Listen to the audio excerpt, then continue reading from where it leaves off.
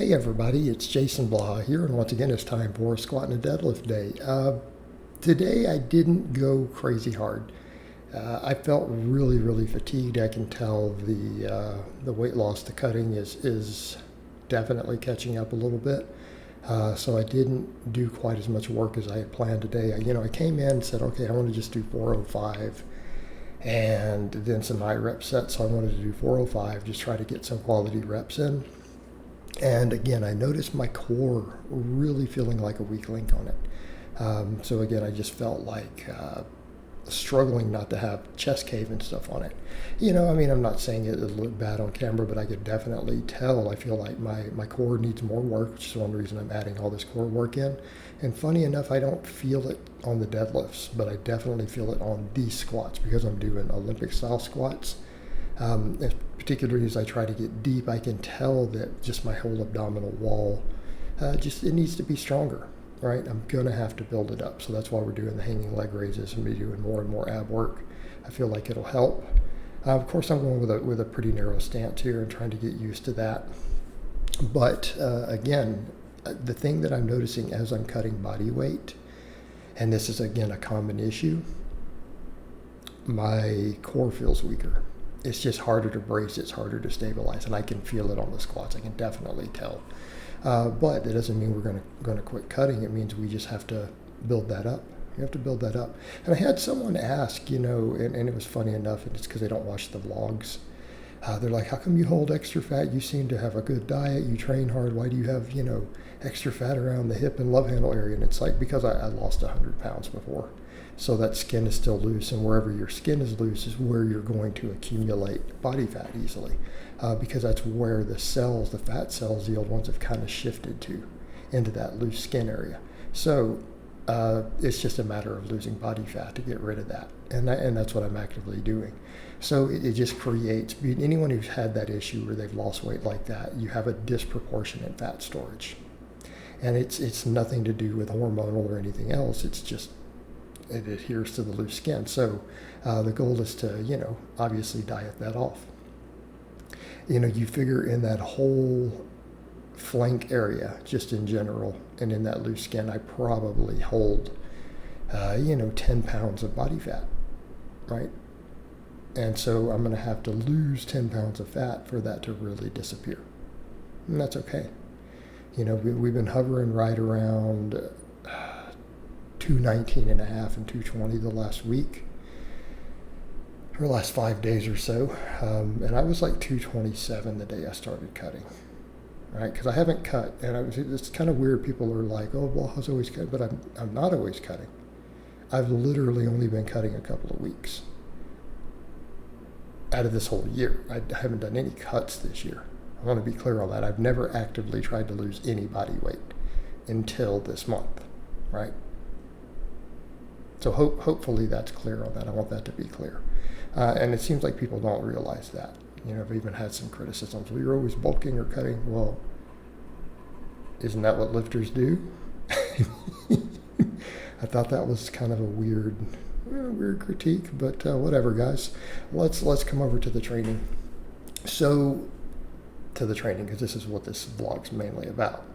I did 315, did a couple sets of 10, just try to get quality reps in, but these really winded me today. I'm like, yeah, I've got to keep doing that sled work, right? I've got to stay in shape. I've got to get in shape because, again, I was getting pretty winded on those.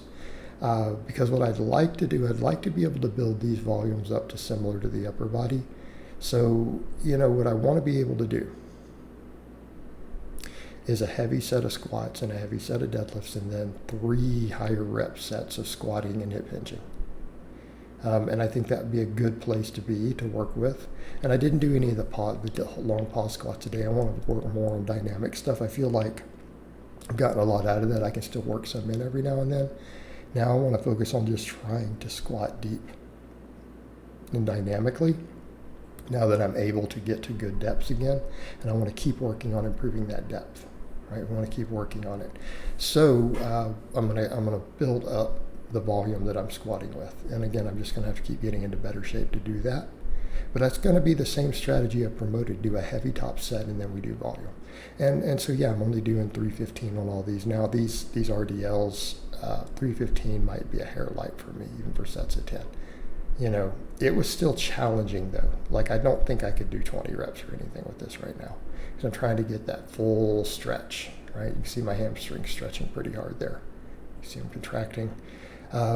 Again, this is my posterior chain work after pulls. And the deadlifts, like I said, I didn't go hard. I put 515 on, pulled a good solid triple, held the third one.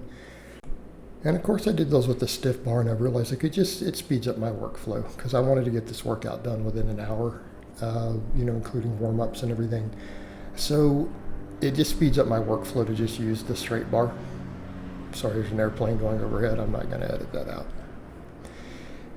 So, because I live pretty close to an airfield. Again, just get some quality work in with the stiff bar, no belt, and then go straight into my RDLs, right? Go straight into the RDLs. And like I said, I'd like to ideally get to where I do 3 high rep sets of squats and then 3 high rep sets of RDLs after my heavy work, right? And the heavy work, I'll vary it a little bit. I may not need to. You know, I feel like right now, 315 on the bench, 405 on the high bar squat, 515 on the deadlift, because everything's beltless, everything's the harder versions, flat back benching. That gives me good top sets to work with. And while I'm cutting, I don't predict those really going up significantly. Let's just be honest, I'm cutting. Gains are going to be very, very, very slow. And again, I think it's good for overall for everything that I do. It's good for business, good for my health. And that's a point I've raised also. Even though I'm decently lean, I do carry a lot of body weight, and I'm getting older. I probably need to bring the body weight down, so that means getting leaner and leaner and leaner. And I don't honestly think, even if I get down to 10% body fat, it's not going to hurt my health to do that. If anything, it's going to improve my health, again, given the fact that I'm closing in on 50. So it's something I just need to work on, and then work on just staying leaner year round, right? And then if I do compete in anything, I'll be in the best weight class for it, right? I'll be in the best weight classes. So we did that. Then we finished up with some hanging leg raises, finished with some hanging leg raises. And wonderfully enough, I did not cramp on these today like I did last time, so I'm getting used to them. So I'm just going to build up and get stronger and stronger at these, get them to where I can get them stricter, get them higher, and move forward with getting my core stronger, because I feel like my core is hurting my squats a little bit for that type of squat. It's something I need to continue to work on. All right, guys, but that's really all I have to say on that today. I hope it's been informative, and I'll talk to you guys next time.